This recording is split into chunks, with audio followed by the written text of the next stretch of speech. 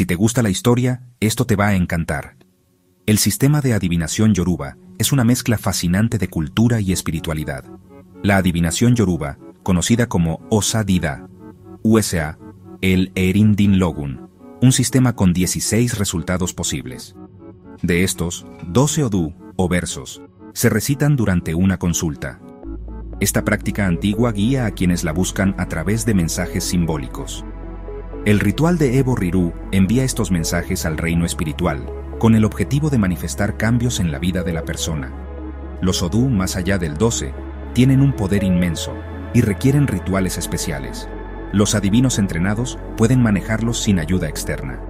Ojuna Balaye Atijo enfatiza en estudiar y desarrollar una conexión profunda con los orishas y la naturaleza, enriqueciendo la comprensión de estos mensajes divinos. Gracias por acompañarnos en este viaje a la consulta del oráculo yoruba. No olviden compartir sus pensamientos y preguntas en los comentarios.